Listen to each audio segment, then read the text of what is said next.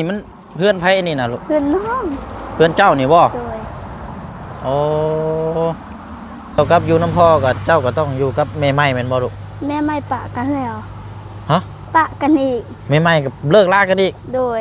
เอาแล้วเนาะลากันนั่นแต่หึงนะบ่ลูกจะหึงแล้วได้จักปีนะประมาณ10 ปีแต่เจ้าอายุประมาณเท่าไหร่พ่อแม่ไม่หรือแม่เก่าแม่เจ้าแท้ๆนะแม่แท้ๆบอกตั้งแต่เกิดมาแล้วก็ปะให้พ่อเรียกโอ้มีก่อนสุกเลยนะว่าเด้อนี่กะยากเลย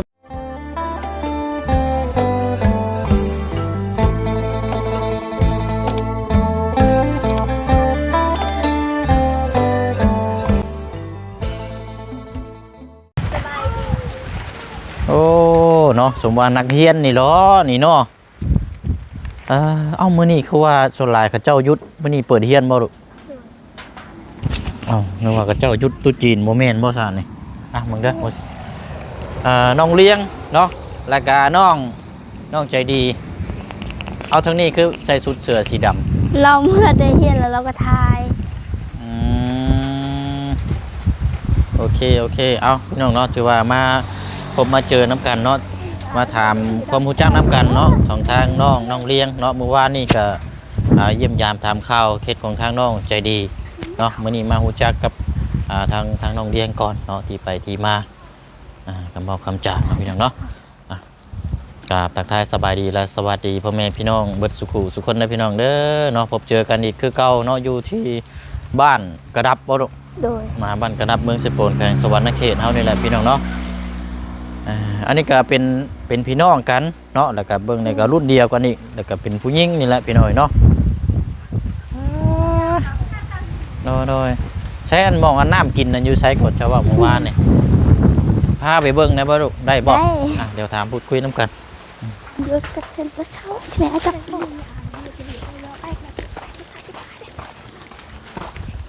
โอ้ยเนาะเฮือนหลังนี้มีคนนอนอยู่บ่นี่หนูมีแล้วฮะแต่ก่อนนี่มันเพื่อนไผนี่นะลูกเพื่อนน้องเพื่อนเจ้านี่บ่โดยโอ้แต่หึงนะบ่หลังนี้นะฮะอยู่แต่หึงนะบ่ลูกจักปีแล้วสร้างอันนี้นะตั้งแต่พอเอาเมียนะอาหารมาพี่ก่อนก็ได้มาโฮมพี่ก็ได้เดี๋ยวพี่นี่ก่อนก็ได้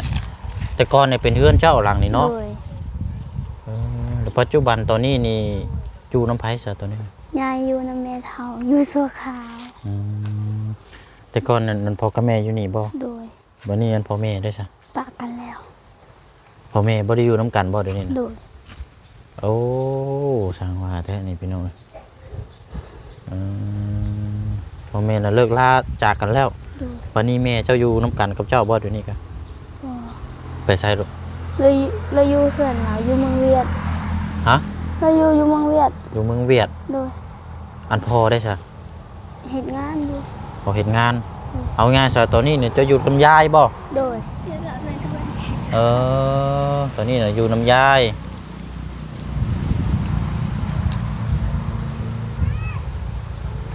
ก็เก่าเลยเนาะบ่มีพายุเลยเนาะ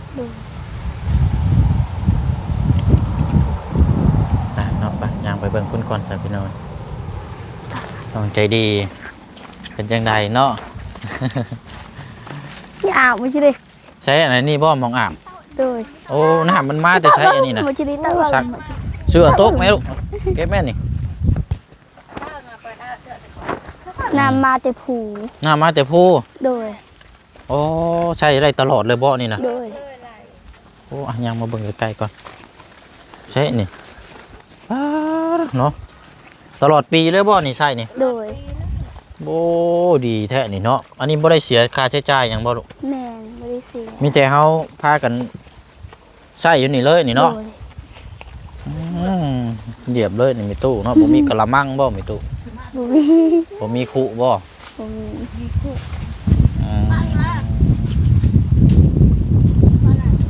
แห้งเนาะเบิ่งหั่นโอ้เย็นเด้นี่เนาะน้ำมาแต่ภูนี่เย็นสะดวกสบายได้ดิ อันว่าอยู่ใช้น้ำนี่น้ำกันจักครอบครัวลูก ลายและครอบครัว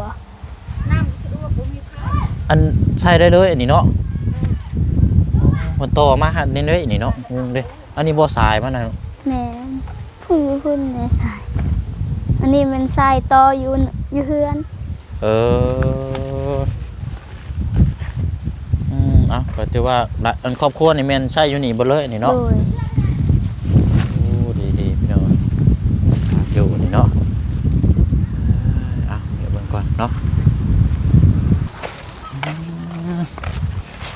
เห็นสะเทือนเฮือนนี่หรือยังบ่แห้งอันนี้เนาะมีน้องน้ำกันจะคนเจ้า อืมมีแต่ผู้เดียว เอาเจ้าบ่ได้มีน้องบ่ดุ เมียใหม่พ่อมีน้อง อ๋อเมียใหม่อันพ่อเอาเมียใหม่น่ะมีน้องแล้วเนาะ โดย แต่ว่าคนเดียวนั้นมีได้เจ้าผู้เดียวนี่ โดย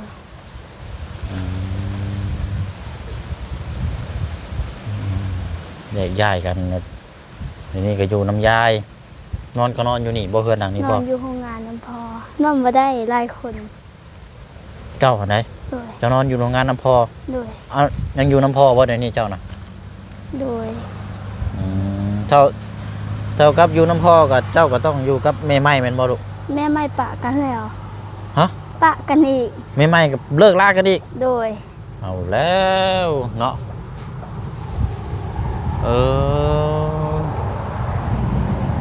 วันนี้พ่อนะบ่ได้มีเมียเดี๋ยวนี้น่ะ โดย เป็นโสดเนาะแต่วันนี้ก็อยู่เจ้าเวลาเจ้าเป็นนั่นก็อยู่น้ำเล้า โดยเวลายามค่ำแล้วก็ไปนอนอยู่พุ่น ไก่เถอะบ่ลูกอยู่ไสน่ะ อยู่โรงงานอยู่พุ่น โรงงานหยังอันนั้นน่ะ บ่ฮู้จีดีก็ไปนอนนํ เกี่ยวกับเฮ็ดหยังก็หมองพอจะเฮ็ดเวียก เขายังบ่ทันเปิด เอ้าเรานอนอ เขา ยู่กับ ให้ ไผ เฝ้าซื่อ เฝ้าโรงงานสวนมันบ่ ๆฮะ สวนมันบ่ บ่ฮู้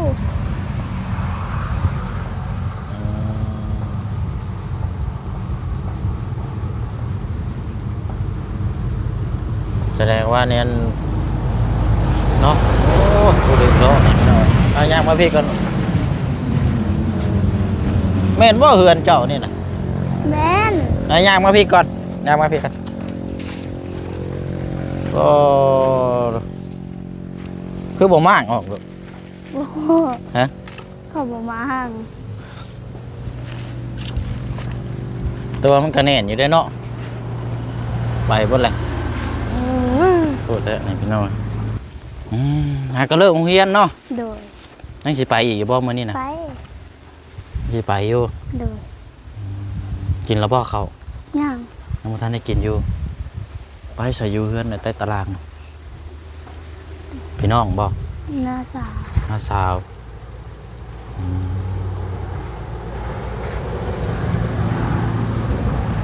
พ่อกับแม่นี่ก็เป็นคนลาวหรือบ่ลูกหรือว่าเป็นคนลาวเทิง เป็นคนเราถึง ลาวเทิงมาเลยบ่ โดยแม่เป็นคน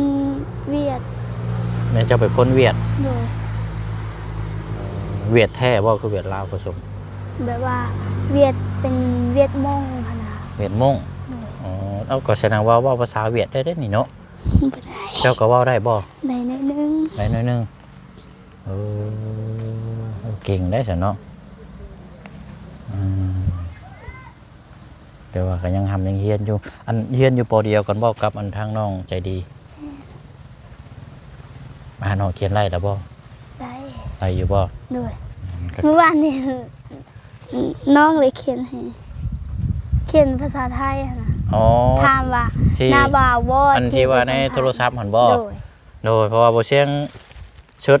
ไปหาทางน้องเพิ่นหมู่บ้านนี่พี่น้องชุดใน Facebook เพราะว่าอันเอาน้ำโบดีอยู่บ้านพุ่น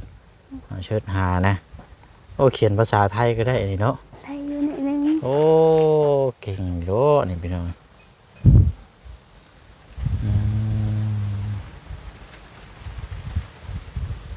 พ่อกับแม่เลิกลากันนั่นแต่หึงนะบ่ลูก จะหึงแล้ว ได้จักปีนะ ประมาณ10 ปี แต่เจ้าอายุประมาณเท่าไหร่ พ่อแม่ไม่หรือแม่เก่า แม่เจ้าแท้ๆนะ แม่แท้ๆบอกตั้งแต่เกิดมาแล้วก็ปะให้พ่อเลี้ยง โอ้เกิดมาแล้วก็แบบว่าบ่ทันได้พอปีเพราะอย่างช้ำนะนี่เนาะ โดย แล้วก็ให้ทั้งป้าแล้วกับแล้วผู้ไม่บ่ ดู เราติดต่อมาหาอยู่บ่ ดู เงียบเลยบ่ ดูไม่เคยเห็นน้ำแม่ซ้ เจ้ายังบ่เคยเห็นหน้าแม่จักเทื่อบ่นี่นะ ำโดย โอ้เอาคือว่าอยู่ใกล้กันอยู่ลูก อยู่เมืองเวียดบ่เห็นน้ากั แต่ว่าเราบ่ได้มาเนาะ โดย โอ้ตั้งแต่เกิดมานี่บ่ได้เห็นหน้าแม่จักเทื่อเนาะ โดย คันสิเห็นก็เห็นแต่หน้าแม่ทั้งอันแม่ใหม่นี้เนาะ โดย แม่ใหม่แล้วก็เลิกลากันอีกเนาะอันนี้ก็เป็นเอาอันนี้ทั้งนี้พ่อเจ้าว่าหรือว่าทั้งแม่ปุนิกาเลิกลาเนี่ยเป็นคนป่านะ โอ้เราไม่ได้เบา ผมบ่ได้บอกบ่ โดย แต่ว่าอันแม่เจ้าแท้ๆนั่นอันเป็นเวียดนั่นแม่เจ้าป้าเนาะ โดย ป้าเนี่ยพ่อเจ้าดูแลเจ้าเนาะยังน้อยวันนี้การกินการอยู่นี่ล่ะอยู่น้ำทั้งมีตู้นี่เป็นนี่ได้ใช้ชั่วโมงนี้นะสบายอยู่บ่ ก็สบายอยู่ อาหารการกินได้อยู่นะกินการไปทำไปเฮียนนี่เป็นได้หรอก บางทีบ่มีอาหารก็อดกินบ่มีเงินก็อดเอา ไปโรงเรียนใช้เงินอยู่บ่ ใช้เงิน มื้อละเท่าไหร่หรอก มื้อละ5,000 มื้อละ5,000กีบ โดย 5,000กีบนี่ซื้อหยังได้นี่ ซื้อขนม ขนมก็5,000ก็แม่นกินก็เบิดได้เนาะ โดย เออ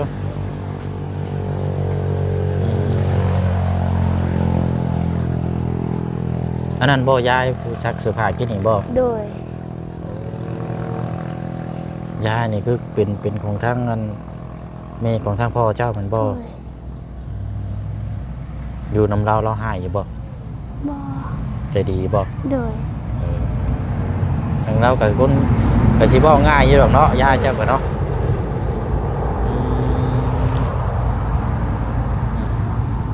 คือว่ามีอันนั้นบ่เวลาไปโรงเรียนน่ะชุมเจ้าย่างไปใช่บ่ โดยย่างไป มื้อเช้านี่ก็ย่างไปบ่ โดย เอ้าคือว่า ถ้ามีรถเขาก็ไปส่ง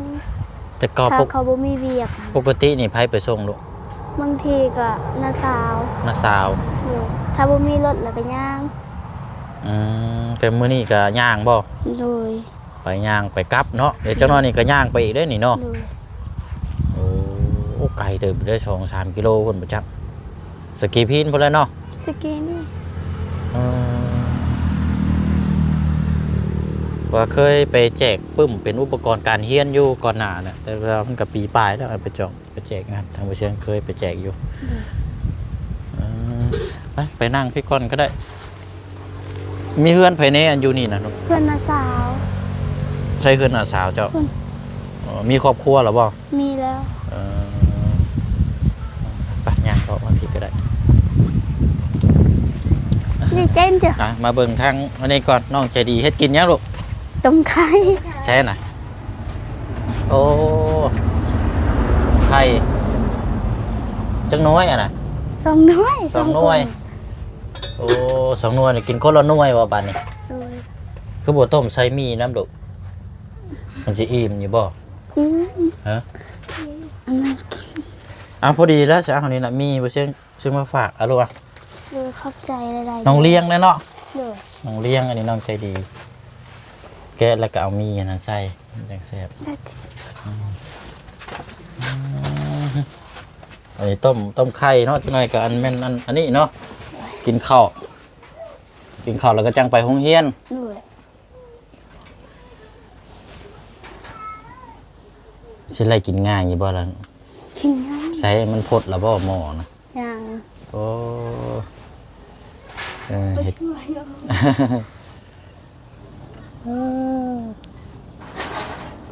คอนแท้นี่เนาะ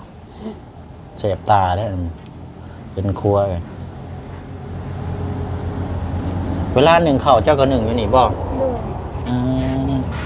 โดย ซอยย้ายเนาะ โดย ซอยอันทั้งประตูนี่ก็ย่างด้วยกันบ่ ยัง ยังอยู่น้ำกันบ่อยู่เนาะครอบครัวประตูนี่น้ำกันจะคนจะอยู่รวมบ่เลยนี่ 10 คน โดย ครอบครัวใหญ่ได้เนาะ โดย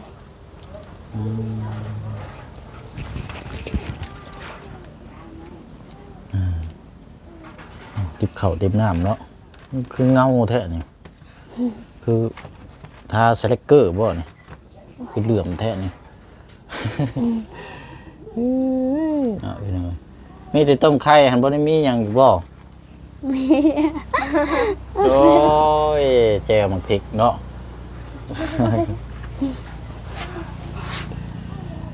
จุ่มไข่เข้าไปอีกมันคือฮ้อนแฮนแท้มันบ่เป็นแต่ได้กินง่ายแท้ไข่อันซื้อเอาเองบ่ พ่อแม่บอลลีเอาให้ อืมต้มเทื่อละ2 หน่วยเนาะ โดย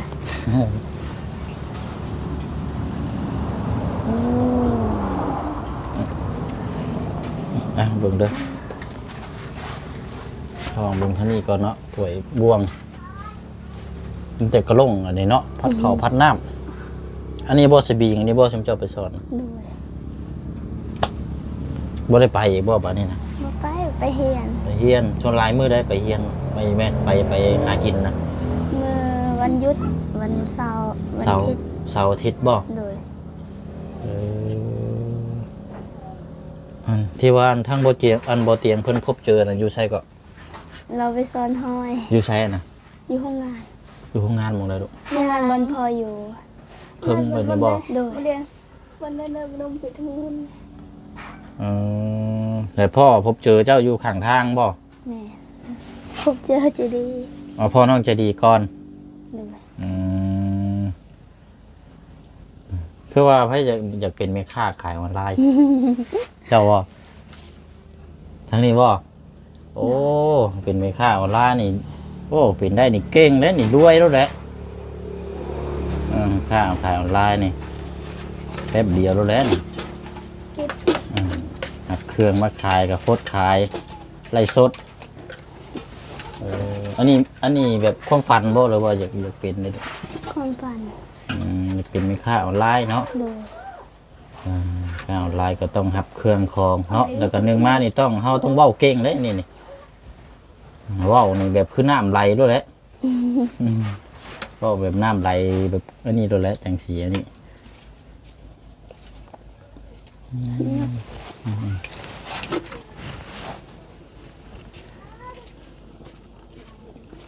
บ่ได้มีกระทะทอดบ่ใช่ มี กระทะทอดไข่เจียวนี่ได้บ่มีบ่เอาเวลาทอดนี่เฮ็ดทอดหม้อใช่ลูก มีหอน้ำมันต้มเอา โอ้แต่ว่าถ้ามีน้ำมันกับกระทะนี่ทอดเป็นอยู่บ่ เป็น แม่นบ่เนาะนี่คือเฮ็ดได้บ่นี่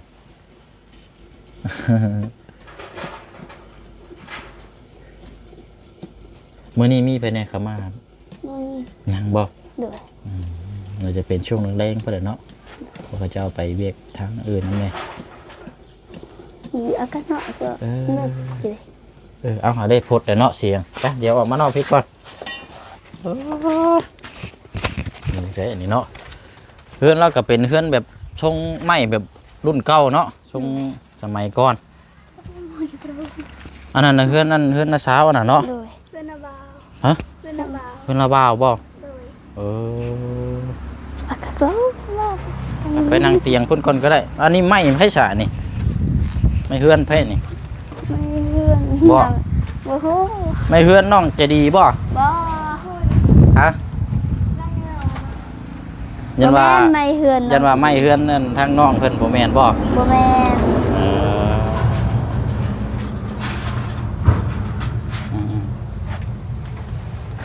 นี่ว่าเรามาฝากไว้นี่บ่แม่นเนาะ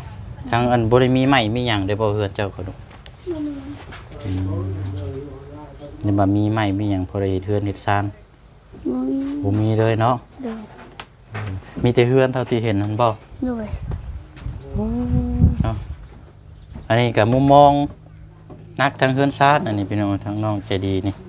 บัดทางนี้บัดทางอันพ่อแม่เนาะกระติกไปทางนี้พี่น้อง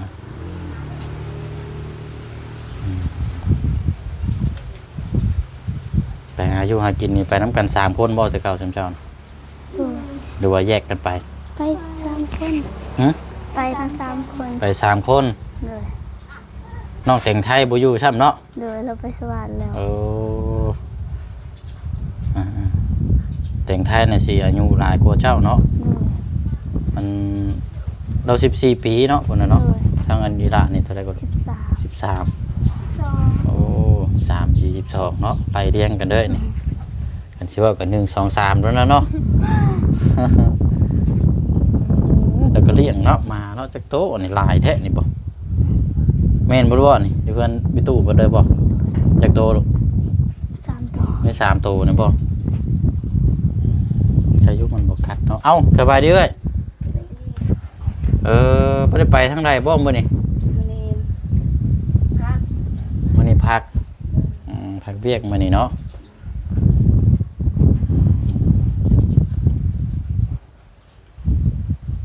ทางอันนั้นได้จ้ะพอเจ้าไปใช้คือบ่เห็นเนาะ เพื่อน อยู่เพื่อนนั่นบ่ เลย คือว่าไปเฮ็ดเวียกงานตัดไม้บิ๊กซั่นบ่มาแล้วบ่ เลยพักกับเก็บกินพุทธ อ๋อแม่นๆเนาะ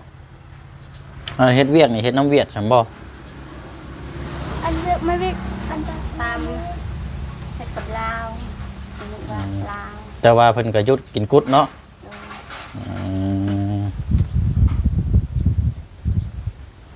ไข่บ่แม่นแตกแล้วบ่จักเบิ่งแม่ฮะ ผู้หญิง โอ้ยเนาะพี่น้องต้มไข่ไว้หม้อนั่นบ่แห้งอีกแล้วนี่ ยกชิดตา เอาละพี่น้องเอ้ยมันก่อนบ่ได้ซื้อหยังมาซ้ำมีแต่ว่าอันนี้ให้ทางน้องๆเพิ่นกินอีกอะใช้ไรแล้วลูกลองไปอีกก่อน สุกเลยอะ อืมว่าเด้อนี่กะยากเลยแบบนี้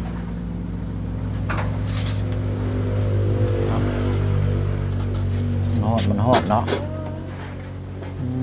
แต่ ใช้ ไม่ต้องมาบูม ลำบวงดับไปได้เราไม่เดินกันเก่ง ใช้มีใช้เห็นยังไง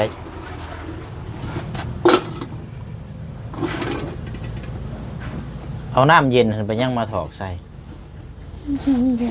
น้ำเย็นน่ะใส่มันจังบอลอันนี้เวลาเอาทุบมันจังบอล